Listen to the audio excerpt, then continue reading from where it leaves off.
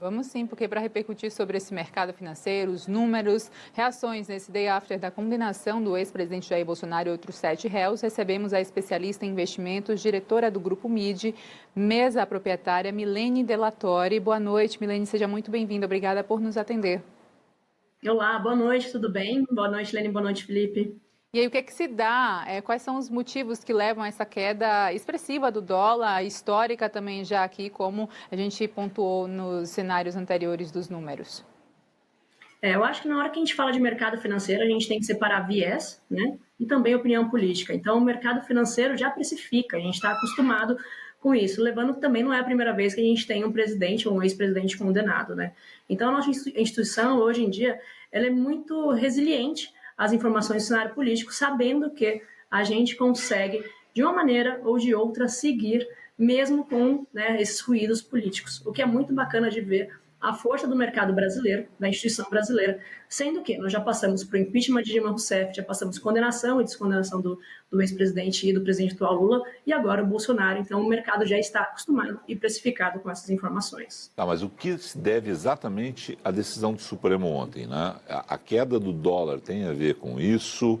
Como é que funciona esse day after, assim? O que você consegue separar da política e da tecnicidade do mercado em um fato como esse? Como mexeu com o mercado nesta sexta-feira a decisão do Supremo Tribunal Federal? Felipe, como a gente já precifica tudo, a gente diz, né, no mercado financeiro que a gente sobe no boato e cai no fato, né? Então, isso é uma maneira que a gente já leva o mercado financeiro. Falando de países emergentes, se fosse qualquer outro país emergente, a gente já, né, teria certeza que o investidor internacional tiraria o dinheiro de tanto ruído político que está acontecendo. No Brasil é diferente. Por que é diferente? Se a gente coloca os 4 países, né, emergentes que nós temos Rússia, China, Índia e Brasil. O Brasil, a gente diz que ele ganha por WO. Rússia está em guerra, a China começou, né, essa caída deles, a Índia já tem uma guerra ali com o Paquistão, e o Brasil, apesar do ruído político, ainda continua um país estável, ainda continua um país no qual, aceitando ou não, segue as regras do jogo, segue as regras da democracia. A gente tem que muito tirar o viés e a opinião política e entender que a instituição ela é mais forte do que realmente o achismo do pessoal. Então, o mercado financeiro não trabalha com achismo, trabalha realmente com fatos. Sem falar que na hora que a gente fala de mercado internacional, quem são os nossos concorrentes, o Brasil ganha de lavada, então não tem jeito. Pode ser que as pessoas não gostem das decisões, mas o investidor, ainda o Brasil, com esses juros altos, com a bolsa barata do jeito que está, continua sendo um país extremamente rentável para fazer investimento.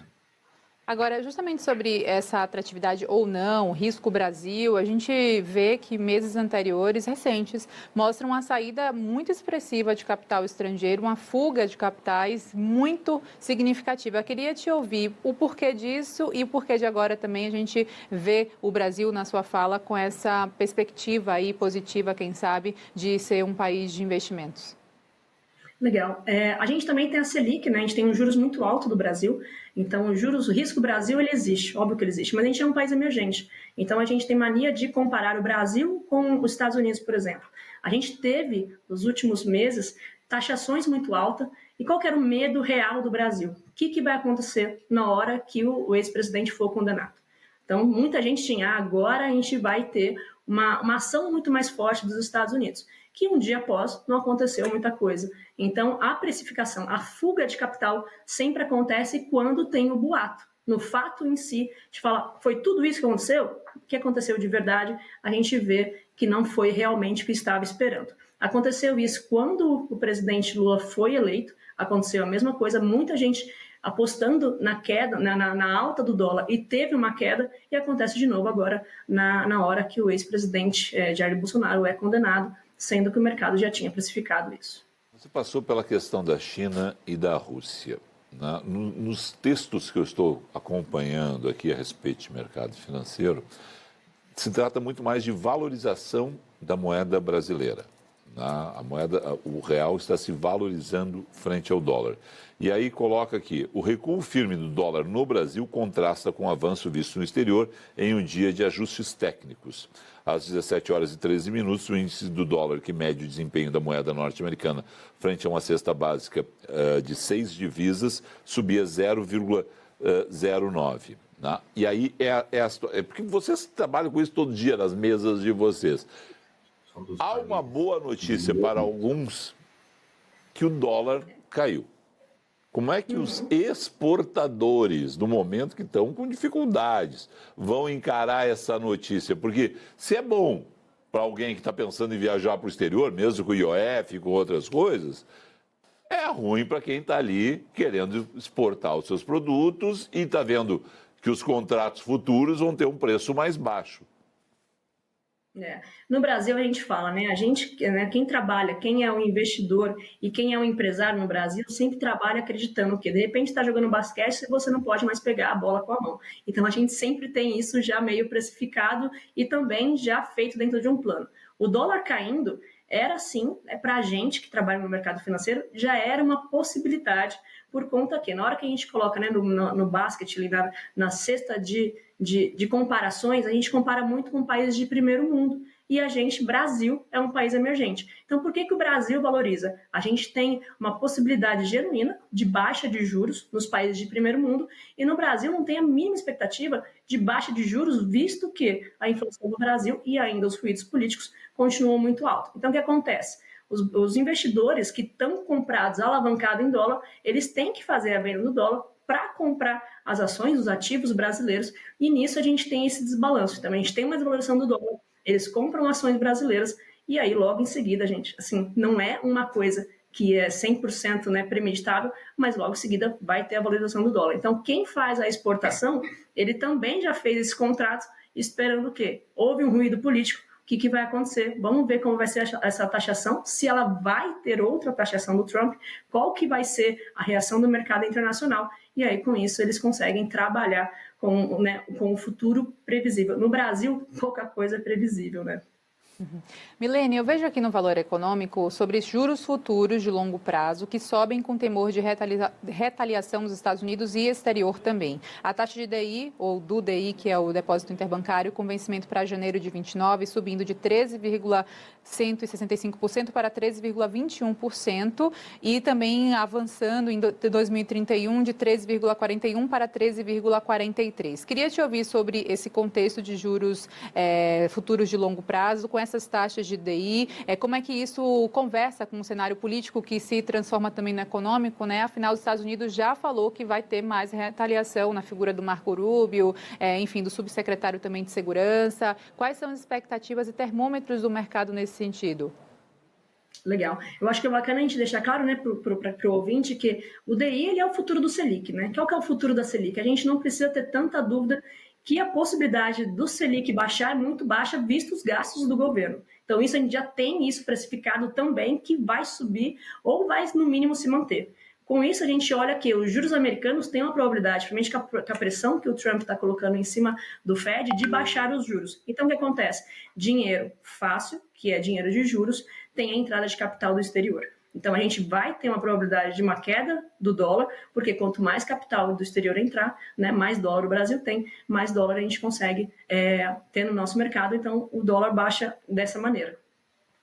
A situação que você falou de subida de Selic, a gente aguarda para até o primeiro trimestre do ano que vem a taxa se manter, mas a partir do primeiro trimestre a gente imagina que possa começar a cair. Você está pensando em eleição e esses gastos extras do governo com essas ações sociais, que alguns estão chamando de populistas, o presidente está dizendo que são populares, né? O presidente ontem na entrevista para a Band deixou muito claro, quando a gente olha para o andar de baixo é uma situação e a Faria Lima só quer dinheiro para a Faria Lima, fez uma crítica ao mercado financeiro. Você teme que a Selic não só se mantenha como ela venha a subir a partir de 2026?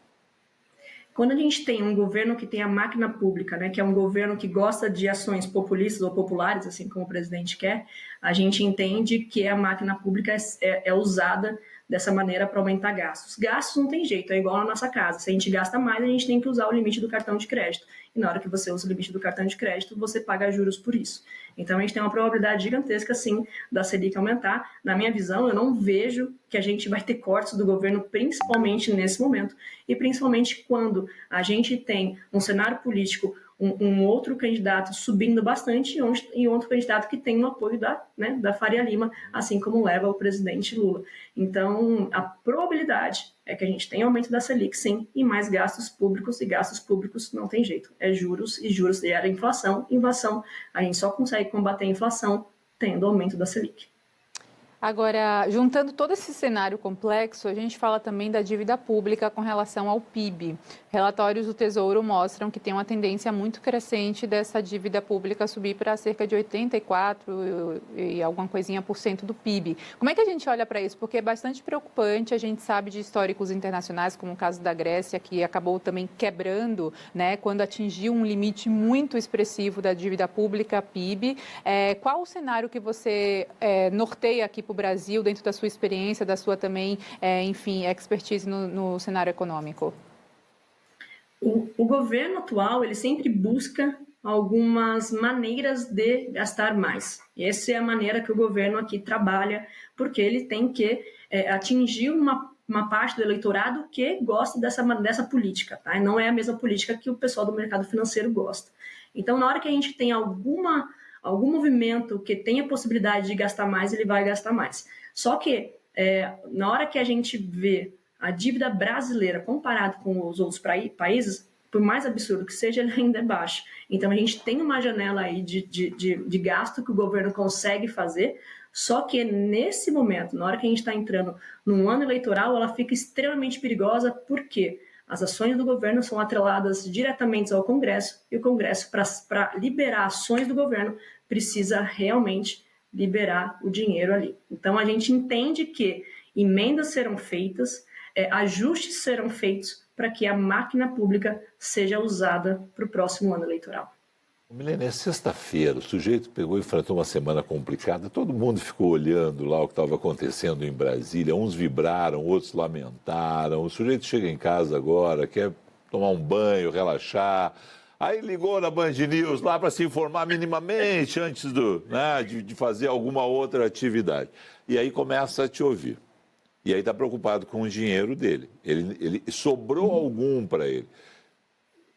Hoje, o pessoal vai ficar na renda fixa mesmo, porque esse mercado, do jeito que você estava dizendo, o mercado tem crescido, o mercado tem batido aí recordes em termos de ponto. Mas quando a gente está olhando esse longo prazo, esse fiscal do governo Lula, tudo que vai acontecer, se vai dar 15 na Selic tranquilo, ou mais no futuro, é ali que é a segurança.